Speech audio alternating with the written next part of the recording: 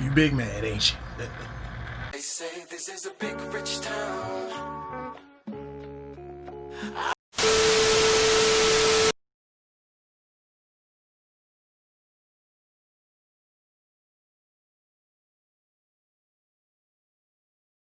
I watched Power Saturday night, bro, at 12 o'clock. Yes, I did see it. You know what I'm saying? And thirdly, get off my line, bro, since you trying to do your little thing. Get off my line, then, cuz. Third of all, if boy, that's Southern education, I guess. I don't know. If you watched it at 12 o'clock, my nigga, it was no longer Saturday. You watched it on Sunday. You're welcome. Oh, he go to Bible school. Oh, now he want to be politically correct. You know what the I was saying, nigga. Boy, you a piece of work. Boy, I tell you. Boy, look, get a little education by a little L. Oh, now he missed the goddamn professor all of a sudden. Boy, I tell you, boy, y'all. Hey, man. You might want to calm down because your balls are swinging right there. Hey, man, get off my line, bro. Bye, man.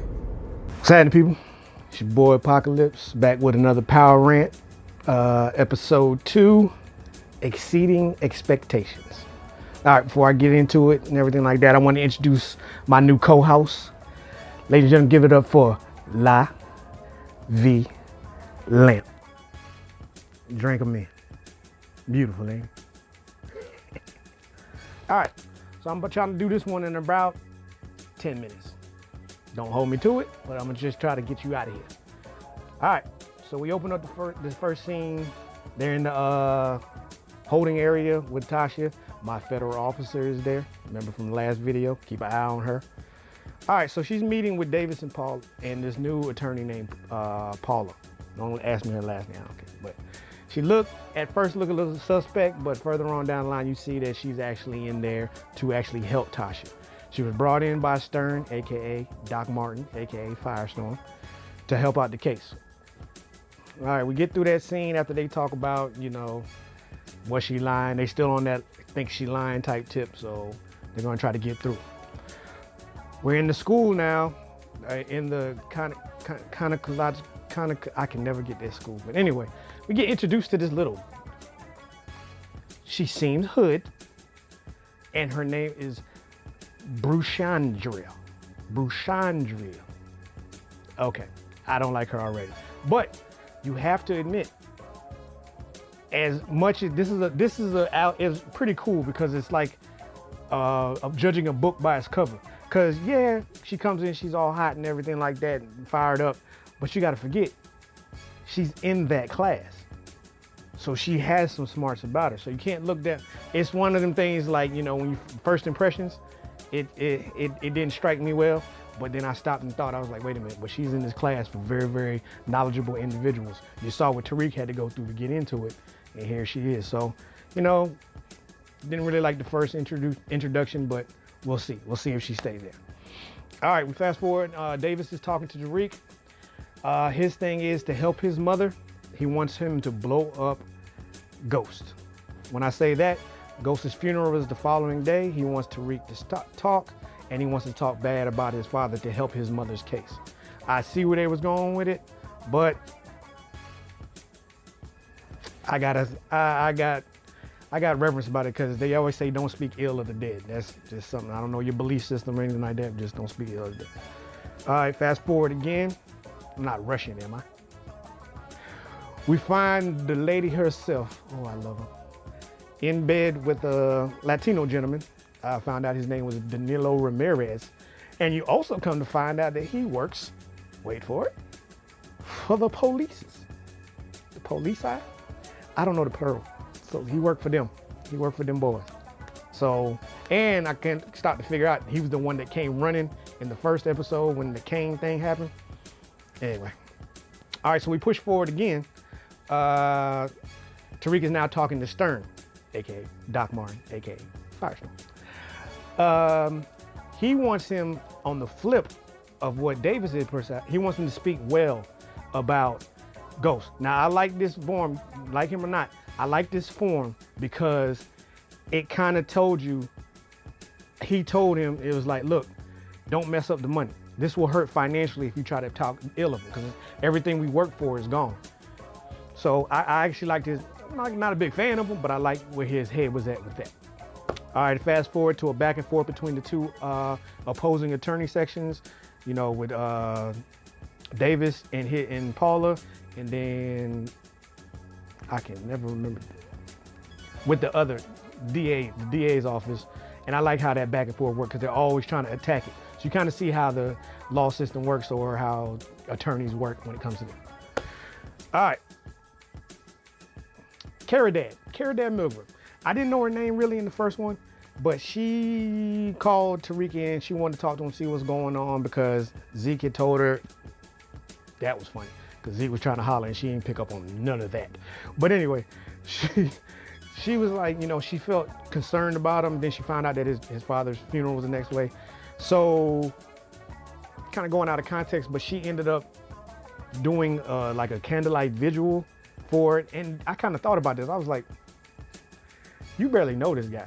You barely know his family, but yet you want to set up like a vigil for the dude. I understand what you see in the media, but you don't know nothing about them. But I guess she was thinking right. So when she goes in there and tells her partner, Jabari, which we already knew something was probably happening, come to find out, well, so they have a heated conversation. It comes out that Jabari, I guess, wrote a novel and put her in there, and she didn't like that too much. So they bargaining back and forth. But I will say,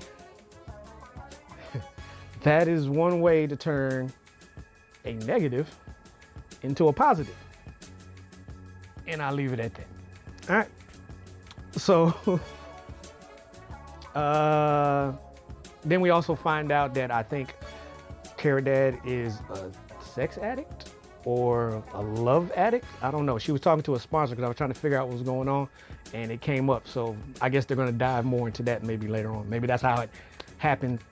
What happened, the negative, positive thing. But y'all figured out. You saw the episode, hopefully. So Tariq had asked Zeke if he can come to the table. When I say come to that, I mean like the literal dinner table over at Monet's house. Well, they're all house. And you know, you already know he's thinking, but he made it seem so captivating. So Zeke got him to come over to the house, and while they're eating and discussing stuff, this dude busts in. I thought he was a player before, because I swear I can remember on the show before. But a good actor, and I like him whenever he does.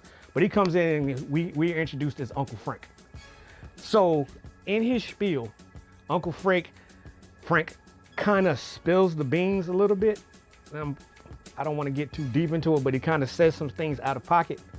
And Monet ain't having it. She cut the dinner, and this is another time when she handled it like a boss. She cut the dinner off right there. I don't care if you had a pee on your fork. Put it up. Hey, Kane, you take Tariq home. The other light-skinned boy, you take Frank wherever he got to go. Let me holler at you, little girl. Something's up. So Kane ended up taking Tariq home, stops in the middle of it, and he wanted to have a conversation with a gun in his waist. But Kane tried to, you know, be hard and everything like that. And this is the coolest thing. The reacting ghost. He talked him down to the point where he was like, oh shit, I'm tripping. I'm talking about Kane. Tariq talked to Kane to where the point where Kane was like, oh shit, I'm tripping. My bad. I was like, okay, that was a ghost move. He flipped the whole thing. Kane was gonna try to be hard. Tariq said, you ain't gotta be hard with me, bro. I've been through this. I know this life. All right, so fast forward.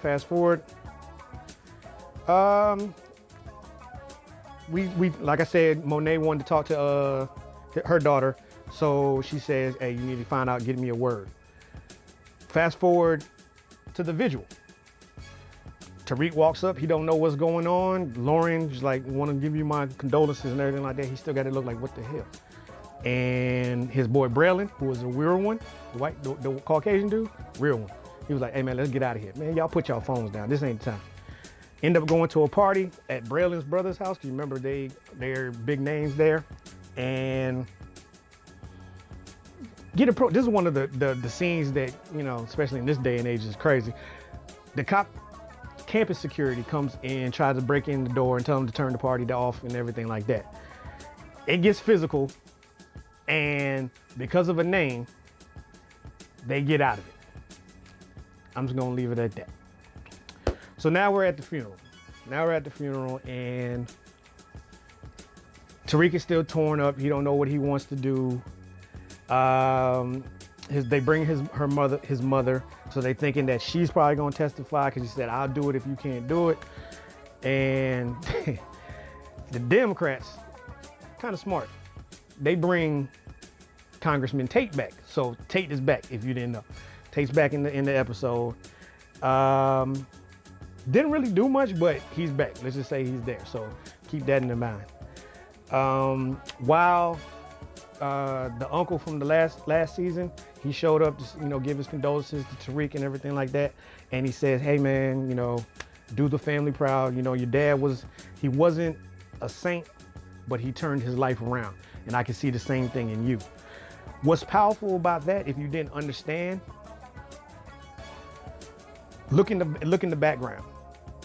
Just that depiction of them talking with Raina's tune in the background. Oh, that welled me up, Sarge. I was like, ooh, that's powerful, that's strong. And then they get to the actual eulogy. They're still just, even with Tasha there, they're like, I don't think. Tariq jumps up. I thought he was gonna go one way, and I'm pretty sure most people thought he was gonna go next. But the way he did that speech, I'm not gonna go into it, but the way he did that speech was perfect. I can't say nothing about that speech. I think he checked boxes on that. So, I'll leave it at that. Oh yeah, how old is Yaz again? Because we saw a good picture of it now.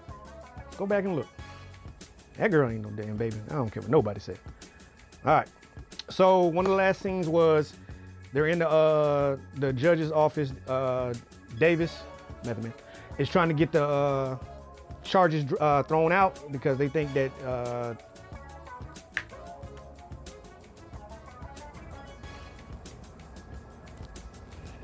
Sachs.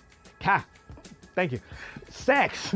They think that Sachs is just trying to do dirt, So at this point, they brought the old district attorney lady that was in the first episode that was battling for them.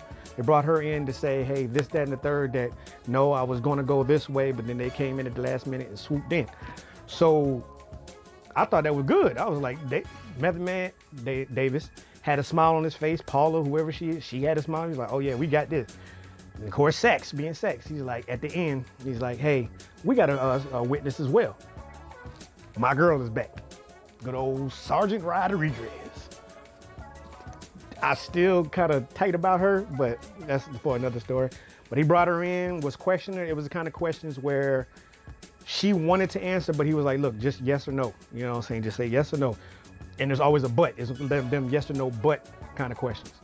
So he kind of hit her up like that. And the judge had no choice but to say, look, we got to proceed. So he kind of kicked him in the nuts. Damn, Kane. And I'm gonna leave it like that. Uncle Frank. All right, Tasha had an issue she didn't have an issue, but she overheard some issues between the federal officer, my girl, and the inmate. And she wanted her to bring some stuff in. Tasha got wind of that, so at the end of the funeral, she's being ushered off, she tells Tariq, hey, get me this. So when Tariq relays that to Diana, Monet's daughter, Diana tells Monet gets the stuff to Tasha. So you can already see things linking in. So hopefully that's gonna work in their favor, I guess. All right, Monet. Last scene was pretty much exactly how I thought they was gonna finish it, because the last scene was just pretty much Monet talking to her cop boyfriend, saying that, hey, I need some information on Tariq, because the boy was moving too smooth for her, and that's the beautiful. Oh, I'm done with the thing too. How'd I do? No. But anyway, that's the thing that I love about Mary J. Monet in this video, in this show, because usually how the plot moves along, it would have took her 3, 4, 5 episodes before she figured out that, you know, Tyreek had something, just the inkling that he had something to do with this stuff. But I'm talking about from the moment that boy set foot in her house, she already knew something was up with that boy. And I respect the hell out of that. I love you, Monet. Mary J. Monet. There's something with that. I don't know. All right, so y'all wondering what's the grade for this one? On the strength of Ghost's funeral alone, I can't knock it. So I guess I'm gonna have to go. Why not? On the strength of Ghost's funeral alone, I'm gonna have to go ahead and stick with the 4.5. It ain't quite to the 5 yet, but I know it's getting there. So I'm gonna go ahead and keep it with the 4.5. I couldn't. The half is just from Ghost funeral alone. Just that whole dynamic. You had good people, you had bad people, you had people that wanted to be there for one reason, you had people that wanted to be there for another reason.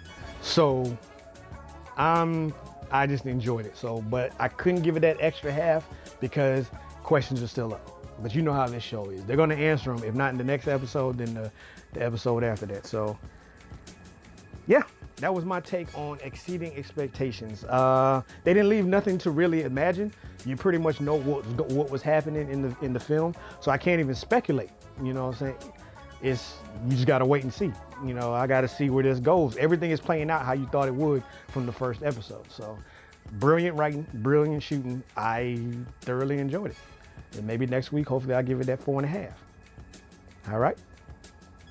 So on behalf of my co-host, Lavi Lamp, I want to go ahead and say like, share, and subscribe as usual. And we'll get back at you. I still don't have an outro yet.